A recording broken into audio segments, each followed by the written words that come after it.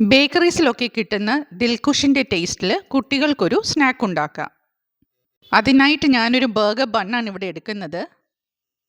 ഇത് ചിരകിയ ഫ്രഷ് തേങ്ങയാണ്. ഇതിനെ ഒന്ന് ഡ്രൈ ആക്കി എടുക്കണം. ഇതിനു പകരം ഡെസിക്കേറ്റഡ് കോക്കനട്ട് വാങ്ങാൻ കിട്ടുമെങ്കിൽ അത് ഉപയോഗിക്കുന്നതായിരിക്കും കൂടുതൽ ഈസി. ഒരു പാൻ ചൂടാക്കി അതിലേക്ക് ഈ ചിരകിയ തേങ്ങയിട്ട് തുടർച്ചയായി ഇളക്കി കൊടുക്കണം.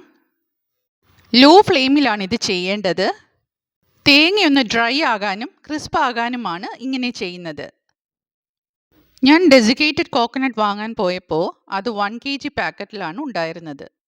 എനിക്കതിന് വലിയ യൂസ് ഇല്ലാത്തതുകൊണ്ട് വെറുതെ വേസ്റ്റായി പോത്തതേ ഉള്ളൂ. അതുകൊണ്ട് ഇങ്ങനെ ചെയ്തെടുക്കാമെന്ന് കരുതി. ഈ തേങ്ങ ഡ്രൈ ആയി കഴിഞ്ഞാൽ ഫ്ലെയിം ഓഫ് ചെയ്തിട്ട് തണുക്കാൻ വെക്കണം. ഇത് തണുത്തതിന് ശേഷം മാത്രമേ ബാക്കിയുള്ള കാര്യങ്ങൾ ചെയ്യാൻ പാടുള്ളൂ. അത് തണുത്തതിന് ശേഷം പഞ്ചസാര ഇട്ടു ഒന്ന് മിക്സ് ചെയ്യാം. അതിനുശേഷം ഡ്രൈ ചെറി ചോപ്പ് ചെയ്തതും ടൂട്ടി ഫ്രൂട്ടിയും അതിലേക്ക് ചേർക്കാം. ഡ്രൈ ചെറി എന്ന് പറഞ്ഞത് ഇത് ഷുഗർ സിറപ്പിലിട്ട ചെറിയല്ല, അതുകൊണ്ടാണ്. ഇനി എല്ലാം ഒന്ന് മിക്സ് ചെയ്തെടുക്കാം. ബർഗർ ബൺ അല്ലെങ്കിൽ സാധാരണ ബണ്ണിലും ഇതേമാതിരി ചെയ്യാം. ഇതിപ്പോൾ ഒരു ലെഫ്റ്റ് ഓവർ ബർഗർ ബണ്ണാണ്. ഇത് കളയാതെ എങ്ങനെ ഉപയോഗിക്കാമെന്ന് കാണിച്ചു തരാമെന്ന് കരുതി, അത്രയേ ഉള്ളൂ. ബൺ കട്ട് ചെയ്യുന്ന നൈഫ് നല്ല ഷാർപ്പായിരിക്കണം. ബ്രെഡ് നൈഫ് ആണെങ്കിൽ കുറച്ചുകൂടി നല്ലത്. ഞാനിവിടെ ഒരു സൈഡിൽ മാത്രമേ ബട്ടർ അപ്ലൈ ചെയ്യുന്നുള്ളൂ.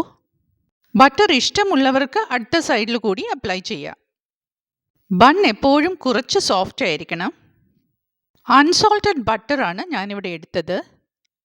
ഇനി ഫില്ലിംഗ് കുറേശ്ശെയായി എടുത്ത് അതിലേക്ക് വെക്കാം. ആവശ്യമുള്ളത്ര വെച്ചോ കേട്ടോ, പക്ഷേ കൂടരുത്. ഒരുപാട് ഫില്ല് ചെയ്ത് കഴിഞ്ഞാൽ ആ ബൺ ക്ലോസ് ചെയ്യാൻ ബുദ്ധിമുട്ടാകും. ഫില്ലിംഗ് നല്ലതുപോലെ പ്രസ് ചെയ്ത് വെച്ചതിന് ശേഷം ബൺ ക്ലോസ് ചെയ്യാം.